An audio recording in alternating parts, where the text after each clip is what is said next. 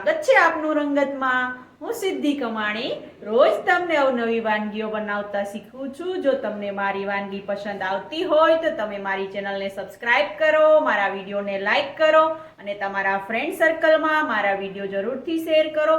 તો આજે આપણે રેસ્ટોરન્ટ જેવું અને ઢાબા સ્ટાઇલ પનીર તુફાની સબ્જી બનાવતા શીખીશું। તો ચાલો આપણે બનાવવાનું શરૂ કરીએ પંજાબી સ્ટાઇલથી પનીર તુફાની સબ્જી। पनीर तूफानी बनावा माटेना इंग्रेडिएंट्स आपणे जोई लईए। मैं 2 नंग डूंगળી લીધી છે મોટી, તેને મેં સમારીને લીધી છે।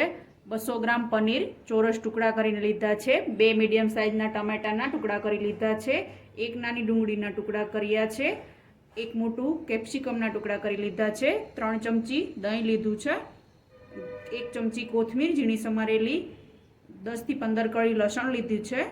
5 નંગ મરચાં લીધા છે, કારણ કે આપણે તૂફાની સબ્જી બનાવવાનું છે તો મરચાંનું પ્રમાણ વધારે રાખવાનું, જેથી સબ્જી એકદમ તૂફાની બને। તો 5 મરચાં તીખા લેવાના છે।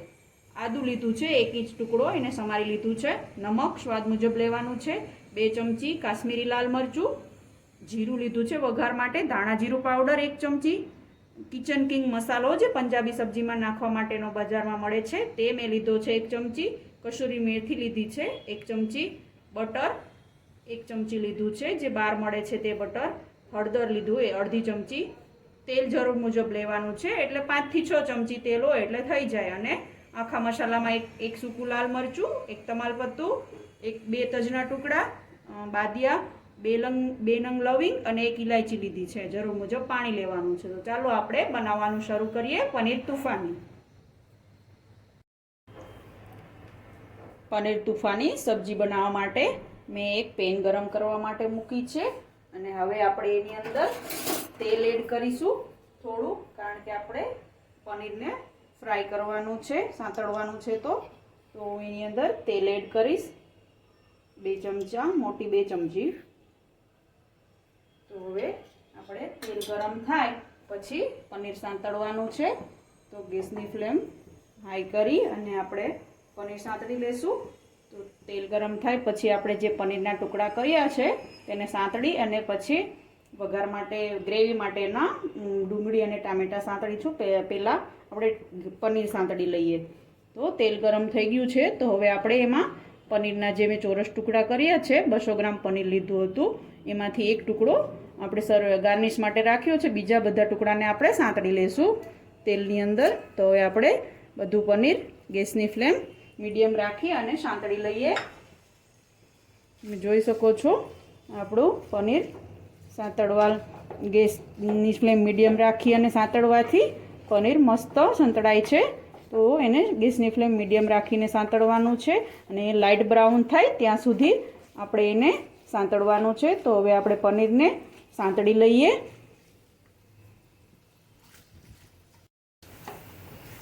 તમે જોઈ શકો છો આપણું પનીર મસ્ત લાઇટ બ્રાઉન થઈને સંતળાઈ રહ્યું છે।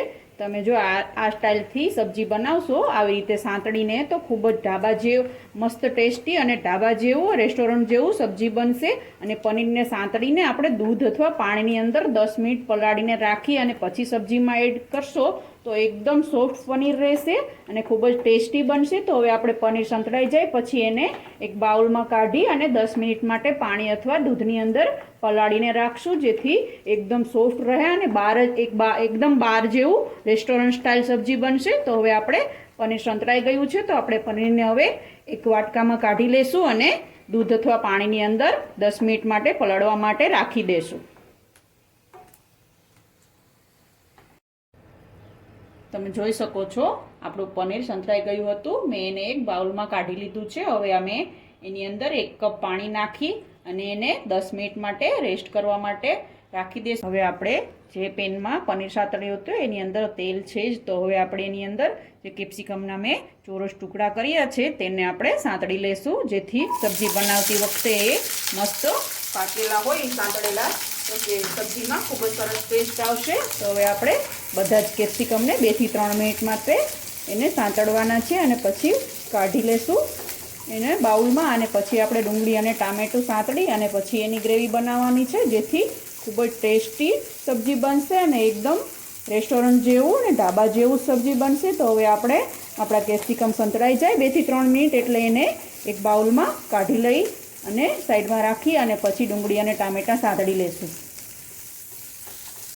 આપણા પેનની અંદર તેલ ગરમ જ છે. કેપ્સિકમ સાંતળ્યા હતા તો હવે આપણે એની અંદર 2 મીડિયમ સાઇઝની જે મેં ડુંગળી સમારી હતી તે સાંતળી લેશું ગ્રેવી કરવા માટે. કારણ કે ડુંગળીને સાંતળી અને ગ્રેવી બનાવશો તો ખૂબ જ મસ્ત ગ્રેવી બનશે અને ટેસ્ટ પણ ખૂબ જ સરસ આવશે. તો ડુંગળી લાઇટ બ્રાઉન થાય ત્યાં સુધી આપણે એને સાંતળી અને પછી ગ્રેવી કરવાની છે. તો ઠંડી થાય પછી આપણે એને મિક્સર જારમાં કાઢી અને એની ગ્રેવી બનાવીશું. તો ડુંગળીને હવે આપણે બ્રાઉન થાય ત્યાં સુધી સાંતળી લેવાની છે. તો આપણી ડુંગળી સંતળાઈ રહી છે, તમે જોઈ શકો છો.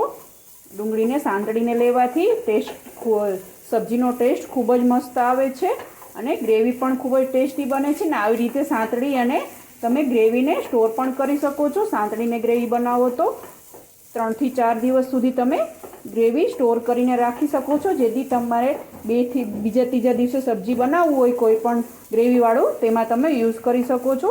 તો આપણે ડુંગળીને સાંતળી અને પછી ગ્રેવી બનાવવાની છે, જેથી ખૂબ જ ટેસ્ટી સબ્જી બને.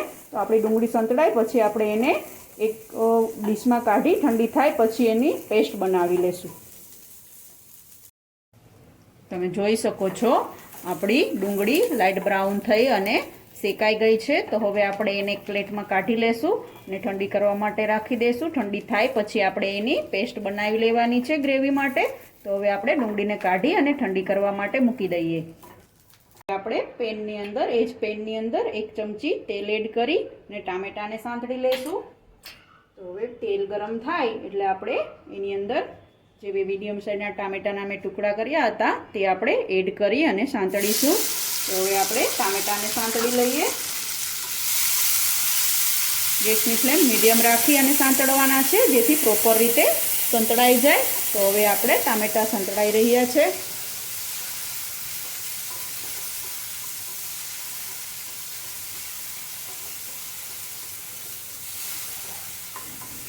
ટામેટાં સાંતળીને લેવાથી આપણો ગ્રેવીનો ટેસ્ટ ખૂબ જ મસ્ત આવે છે અને સબ્જી પણ એકદમ બાર જેવું બને છે.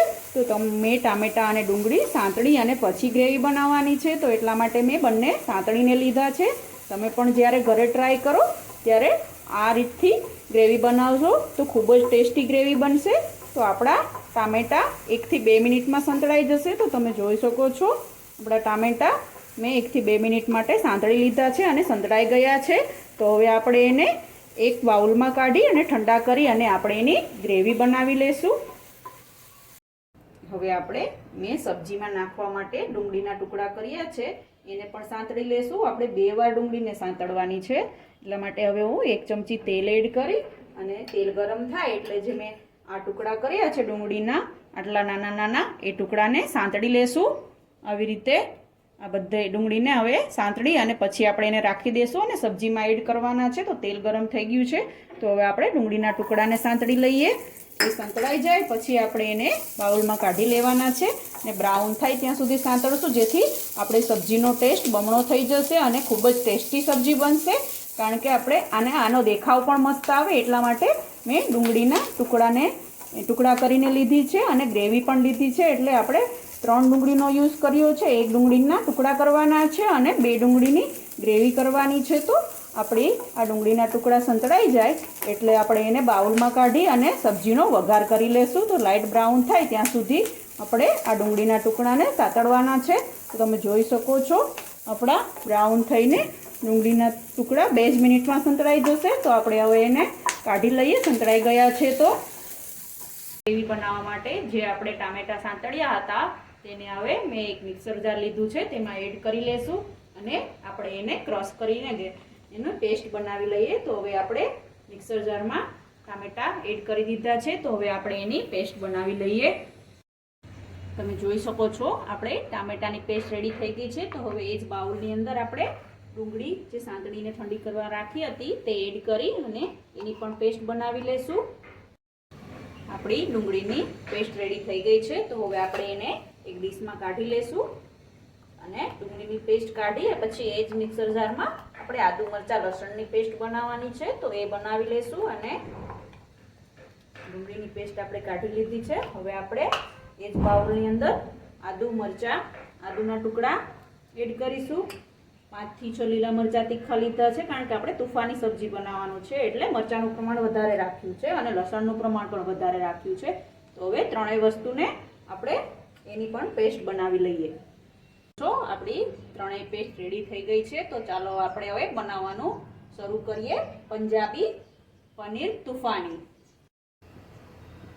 સબ્જી બનાવવા માટે આપણે પેન ગરમ કરવા માટે મૂકીએ. તો પેન ગરમ કરવા માટે મૂકી છે. તો હવે આપણે એની અંદર તેલ એડ કરી દઈશું. તેલ 4 મોટી ચમચી લેવાનું છે અને તેલ ગરમ થાય એટલે આપણે એનો વઘાર કરીશું. આપણે બધું જ તેલ એડ કરી દઈએ.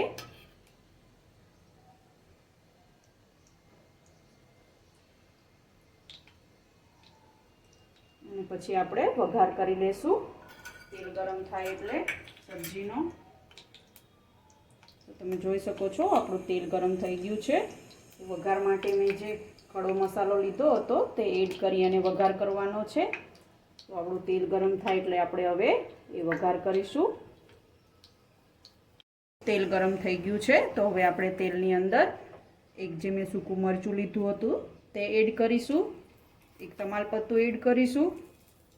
બાદિયા, તજના ટુકડા, લવિંગને આવી રીતે 2 કટકા કરીને એડ કરવાના છે, જેથી ફૂટે નહીં અને ટેસ્ટ પણ સરસ આવે. અને ઇલાયચીને પણ આવી રીતે દબાવી, સહેજ ખોલી અને દબાવીને એડ કરવાની છે, જેથી એનો પણ ટેસ્ટ ખૂબ જ આવે.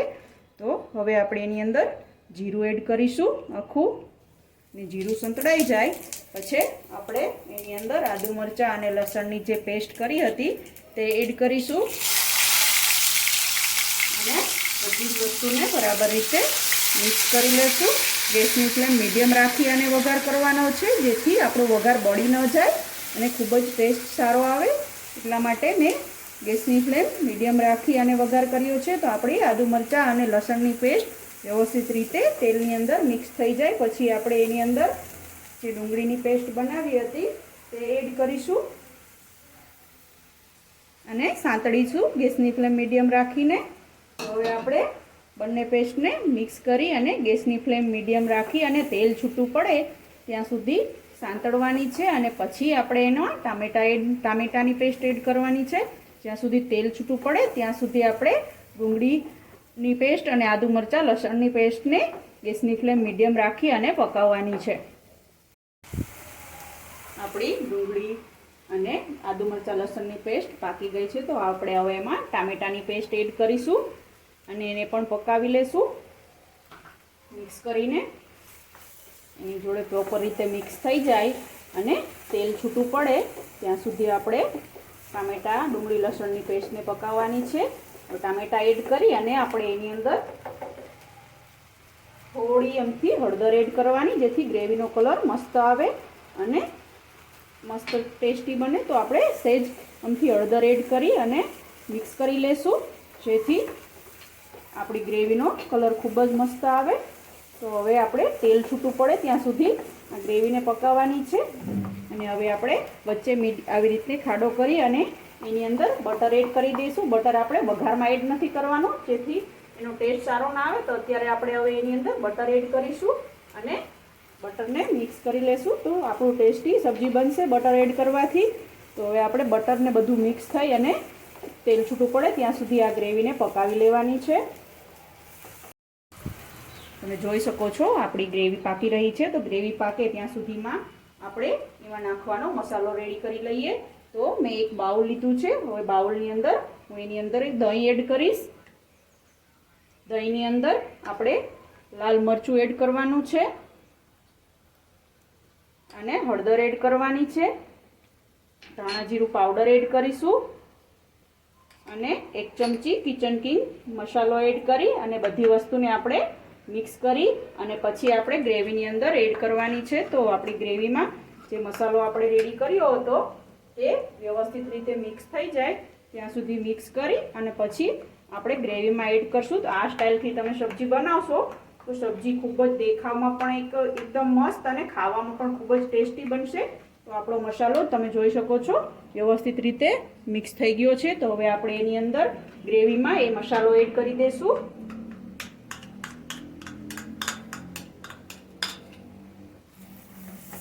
જોઈ શકો છો આપણી ગ્રેવીની અંદર જે મેં મસાલો બનાવ્યો હતો તે એડ કર્યો છે અને આપણા ગ્રેવીનો કલર ખૂબ જ મસ્ત આવે છે। એ એડ કરવાથી તો તમે જોઈ શકો છો મસ્ત કલર આપણો ગ્રેવીનો થઈ ગયો છે અને ખૂબ જ મસ્ત સ્મેલ પણ આવી રહી છે। તો હવે આપણે એને 2 મિનિટ માટે ઢાંકણ ઢાંકી અને પકવવા માટે રાખી દઈશું। હવે આપણે ગ્રેવીને ચેક કરી લેશું અને એમાં નમક એડ કરી દઈશું જેથી આપણું નમક પાકી જાય। તો હવે આપણે નમક એડ કરી અને એને મિક્સ કરી લઈએ ગ્રેવીને અને પછી થોડીવાર નમક પાકી જાય ત્યાં સુધી અને તેલ છૂટું પડે ત્યાં સુધી આપણે ગ્રેવીને ઢાંકણ ઢાંકી અને પકાવી લેશું।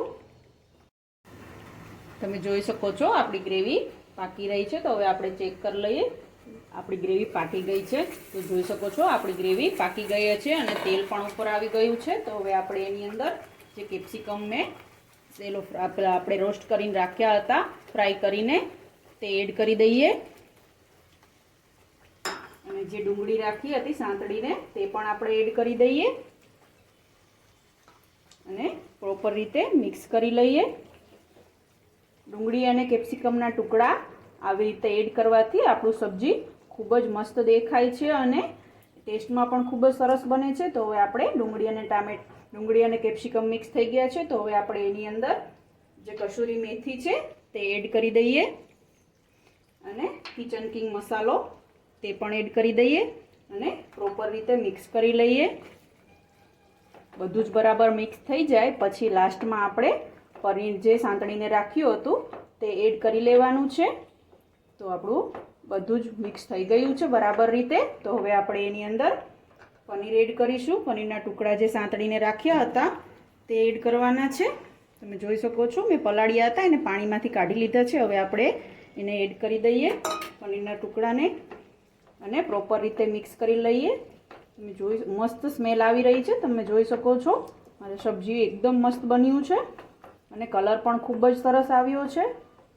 તો જો તમને મારી આ રેસીપી ગમી હોય તો તમે મારી ચેનલને સબસ્ક્રાઈબ કરો, મારા વિડીયોને લાઈક કરો અને તમારા ફ્રેન્ડ સર્કલમાં મારા વિડીયો જરૂરથી શેર કરો અને તમે પણ આ રેસીપી ઘરે ટ્રાય કરો અને તમને કેવી લાગી તે મને કમેન્ટ બોક્સમાં જરૂરથી જણાવો। તો તમે જોઈ શકો છો આપણી સબ્જીની અંદર બધી જ વસ્તુ પ્રોપર રીતે મિક્સ થઈ ગઈ છે અને મસ્ત દેખાઈ રહી છે। તો હવે આપણે એને 2 મિનિટ માટે ઢાંકણ ઢાંકી અને પકવીશું અને પછી એક પ્લેટમાં કાઢી સર્વ કરીશું।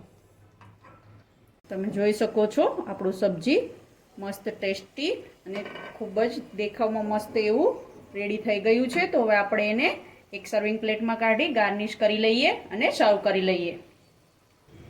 તો તૈયાર છે ખૂબ જ ટેસ્ટી અને સ્પાઇસી અને એકદમ રેસ્ટોરન્ટ જેવું પંજાબી પનીર તુફાની સબ્જી। આ સબ્જીને તમે બટર રોટી, નાન, પરોઠા, સાદી રોટી બધા સાથે ખાઈ શકો છો। ખૂબ જ ટેસ્ટી લાગે છે। કેવી લાગી આજની તમને રેસીપી? જો તમને મારી રેસીપી ગમી હોય તો આ રેસીપી તમે ઘરે ટ્રાય કરો અને તમને ટેસ્ટમાં કેવી લાગી તે મને કમેન્ટ બોક્સમાં જણાવો અને જો આવી જાવ નવી વાનગીઓ જોવા માટે તમે મારી ચેનલને સબસ્ક્રાઇબ કરો, મારા વિડીયોને લાઈક કરો અને તમારા ફ્રેન્ડ સર્કલમાં મારા વિડીયો જરૂરથી શેર કરો। તો રોજ આવી અવનવી વાનગીઓ જોવા માટે જોતા રહો રંગત, ખાણીપીણીના શોખીન ગુજરાતીઓની। Thanks for watching.